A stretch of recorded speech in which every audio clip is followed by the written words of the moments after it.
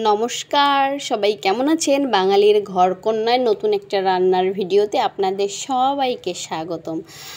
তো আজকে হচ্ছে ডিমের ঝোল রান্না করেছি। কতটা সুন্দর জুসি হয়েছে দেখতেই পাচ্ছেন, প্রথমেই দেখিয়ে দিলাম। তো চলুন কীভাবে রান্না করেছি সেটা আপনাদের সঙ্গে শেয়ার করি। তো প্রথমে হচ্ছে বাটা মশলা আর হচ্ছে কিছু ডিম আমি সিদ্ধ করে নিয়েছি। এদিকে আমার কড়াইয়ে তেল দেওয়া হয়ে গেছে। এখন হচ্ছে আমি একটু মরিচের গুঁড়ো দিলাম, এরপরে হচ্ছে একটু হলুদ আর একটু লবণ দিয়ে ডিমগুলো ভেজে নিব। লবণটা আমি আগেই দিয়েছি।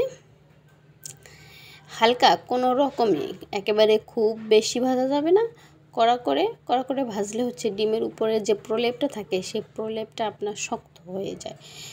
কীরকম একটা মানে কি বলবো,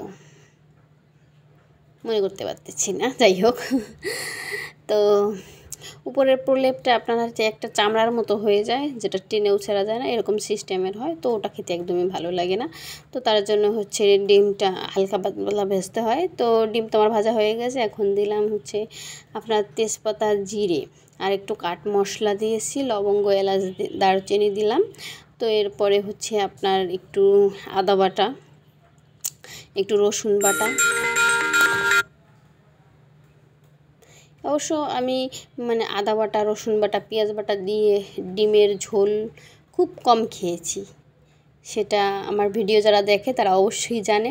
তো তারপরেও ভাবলাম যে না, একটু খাই, এই জন্য আর কি এই রান্নাটা করা আর কি।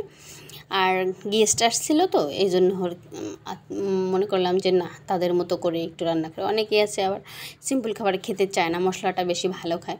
তো তার জন্য আর কি রান্নাটা। তো প্রথমে হচ্ছে আদা বাটা দিয়েছি, একটু রসুন বাটা দিলাম, তারপরে হচ্ছে পেঁয়াজ, কাঁচা পেঁয়াজ কুচি করে নিয়েছি, বাটা দেইনি সেটা দিয়েছি। তারপরে একটু মরিচ বাটা দিলাম আর একটু জিরে বাটা সম্পূর্ণ দিয়ে নেড়ে চেড়ে মশলাটা কষিয়ে নিয়েছি।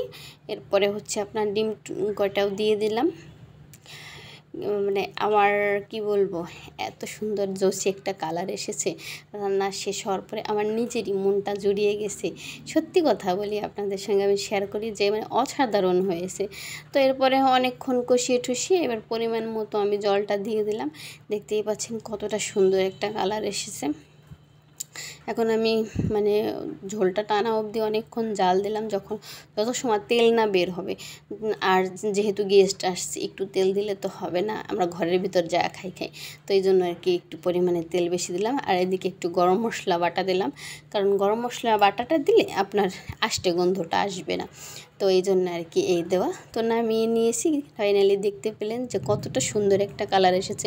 আমি তো প্রথমে শুরুতেই দেখিয়ে দিয়েছি। তো আমার রান্নার ভিডিওটা যদি ভালো লেগে থাকে অবশ্যই লাইক, কমেন্ট, শেয়ার দিয়ে পাশে থাকবেন।